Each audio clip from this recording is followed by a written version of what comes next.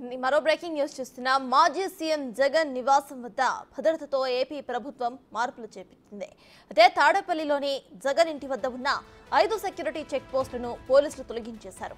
దీంతో ఇన్నాళ్లుగా ఉన్న ఆంక్షలన్నీ కూడా తొలగిపోయాయి. గతంలో హై సెక్యూరిటీ జోన్ గా ఉన్న జగన్ నివాస ప్రాంతం నేడు సాధారణ రహదారిగా మారింది.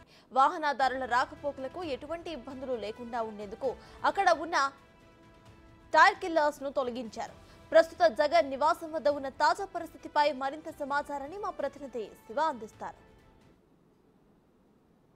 ప్రస్తుతం ఏపీ మాజీ సీఎం జగన్మోహన్ రెడ్డి నివాసం వద్ద ఉన్నాం. నివాసం వద్ద నిన్నటి మొన్న వరకు హై సెక్యూరిటీ జోన్ పూర్తి స్థాయిలో 5 అంచెల బందోబస్తును కొనసాగించారు. తాజాగా ఆయన నివాసం వద్ద ఉన్న అన్ని బందోబస్తులను పూర్తి స్థాయిలో తొలగించారు. అలాగే ఆయన నివాసం వద్ద ఉన్న హైడ్రాలిక్ గేట్లను కూడా ప్రస్తుతం తొలగించిన పరిస్థితి కనిపిస్తూ ఉంది. క్రేన్ సహాయంతో వీటన్నిటిని కూడా తొలగించారు. ప్రస్తుతం మొన్నటి వరకు గత వారం 10 రోజుల కాలం వరకు కూడా ఇటు పూర్తి స్థాయిలో ఆంక్షలు ఉన్నాయి. ఆ తర్వాత దీన్ని ఏపీ సర్కార్ ఫ్రీ జోన్ చేసిన పరిస్థితి కనిపించింది.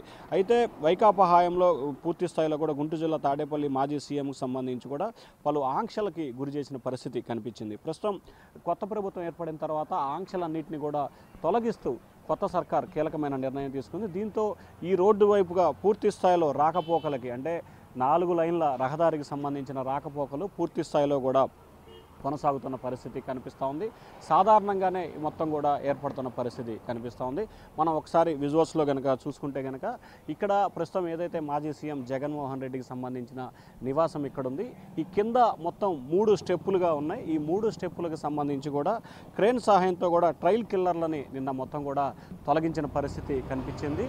ఇక్కడ ఏదైతే ప్రస్తుతం ఒక సువ్వ ఉందో ఇక్కడ ఒక పైపుని పెట్టారు. ఈ పైపుకి సంబంధించి కూడా హైడ్రాలిక్ గేటు అటు ఇటు జరగడానికి వాహనాలు రాకపోకలకు సంబంధించి వచ్చే వాటన్నిటిని కూడా ఆ వైపు నుంచి ఈ వైపుకి ఈ వైపు నుంచి కూడా ఆ వైపుకి వాహనాలని పంపించేందుకు ఇక్కడ ఒక గేట్ని పెట్టడం జరిగింది. మొత్తం 4 గేట్లను ఇక్కడ ఏర్పాటు చేశారు. ఫస్ట్ గేట్ 1 ఎంట్రీలో ఒక గేట్ ఉంటే మధ్యలో ఇక్కడ సెక్యూరిటీ గేట్ ఒకటి ఉంటుంది, 3వ గేటు మరొకటి ఉంటుంది. అలాగే ఎక్కడ ఎటువంటి ఇబ్బంది లేకుండా ఉండేందుకు కూడా చర్యలు తీసుకున్న పరిస్థితి కనిపిస్తూ ఉంది. అయితే వాహనాన్ని నిలుపుకొని వెళ్ళే కట్టర్ ట్రైల్ కిల్లర్లు ఏదైతే వీటన్నిటిని ఇప్పుడు కూడా తొలగించిన వాటన్నిటిని కూడా మనం విజువల్స్లో చూసుకోవచ్చు. ఇక్కడ హైడ్రాలిక్ సంబంధించి ట్రైలర్ కిల్లర్స్ అని అంటారు కూడా వీటన్నిటిని కూడా నిన్న అర్ధరాత్రి మొత్తం కూడా పోలీసు అధికారులు తొలగించిన పరిస్థితి కనిపిస్తూ ఉంది. మొత్తం 5 స్టెప్పులుగా కూడా బందోబస్తు జగన్ నివాసానికి కలిగించారు. ఒక వాహనం లోపలికి రావాలంటే ఈ వైపు నుంచి అంటే ప్రధానమైన రహదారి ఏదైతే ఉందో ఆ రహదారికి సంబంధించి లోపలికి రావాలంటే మొత్తం 5 చోట్ల వాహనాలకు సంబంధించి కూడా చెక్ పోస్ట్ మాదిరిగా కూడా ఇవన్నీ ఉంటున్న పరిస్థితి కనిపిస్తూ ఉంది. పూర్తి స్థాయిలో ఆంక్షల మధ్య ఇవన్నీ కూడా కొనసాగిన పరిస్థితి.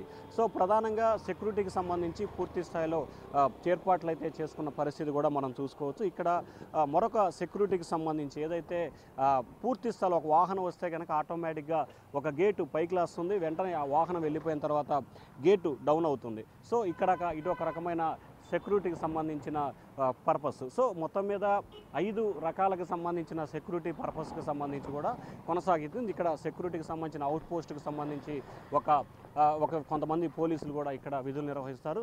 అక్కడ మరొక అవుట్ పోస్ట్ కూడా ఒకటి ఉంది. సో ఓవరాల్గా మొత్తం 5-6 అవుట్ పోస్టులను కూడా ఇక్కడ అధికారులు అయితే ఏర్పాటు చేసిన పరిస్థితి కనిపించింది. ఎక్కడ ముఖ్యంగా ఏదైతే ప్రస్తుతం మన విజువల్స్లో చూస్తున్నామో ఈ రహదారిలోకి రావాలంటే ఫస్ట్ ఎంట్రీ వద్ద ఒక చెక్ పోస్ట్ ఉంటుంది. ఆ తర్వాత ఇప్పుడు ఆటో ఉన్న దగ్గర మరొక చెక్ పోస్ట్ ఉంటుంది.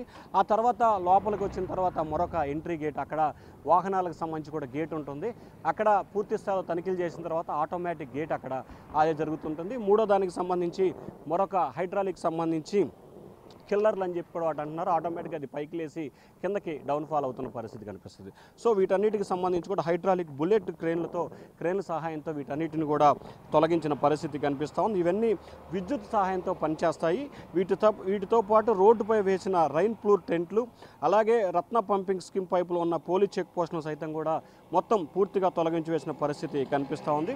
అలాగే తొలగించిన సామాగ్రి అన్నింటినీ కూడా మరొక చోట వినియోగించుకునేందుకు కూడా పోలీసు అధికారులు వేరే దగ్గరికి తీసుకువెళ్ళినట్లు కూడా తెలుస్తూ ఉంది. సో ఇది మొత్తం మీద చూసుకుంటే ఆంధ్రప్రదేశ్ మాజీ ముఖ్యమంత్రి సీఎం నివాసం వద్ద కూడా గతంలో గాజీ సీఎం నివాసం వద్ద కూడా ఏర్పడిన గతంలో ఉన్న సెక్యూరిటీకి సంబంధించి 6-7 అంచెల బందోబస్తు గతంలో కొనసాగింది.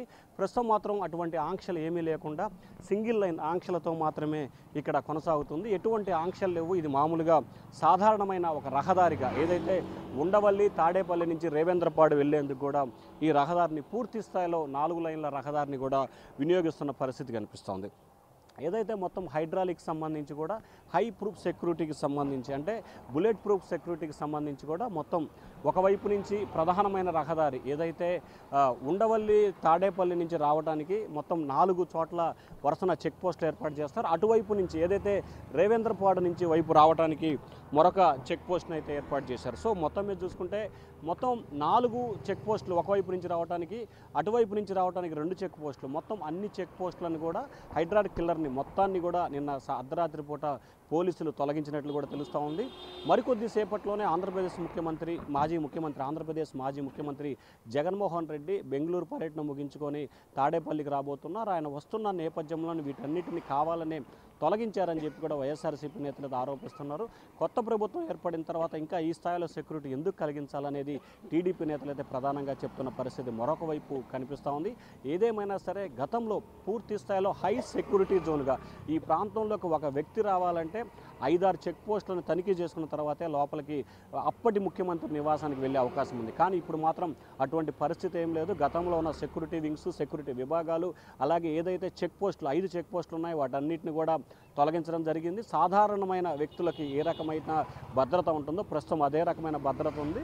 మరొక వైపు మాజీ ముఖ్యమంత్రి నివాసానికి ప్రైవేట్ సెక్యూరిటీ 30 నుంచి 40 మందితో ఒక ప్రైవేట్ సెక్యూరిటీ విభాగాన్ని ఏర్పాటు చేసుకుని వారు ప్రస్తుతం అయితే విధులు నిర్వహిస్తున్నారు. ప్రస్తుతం పోలీసులకు సంబంధించి ఒక 10 నుంచి 15 మంది పోలీసులు కూడా ప్రస్తుతం ఇక్కడ విధులు నిర్వహిస్తున్నట్లు తెలుస్తూ ఉంది. మరి లోపల ఎంతమంది ఉన్నారో తెలియదు.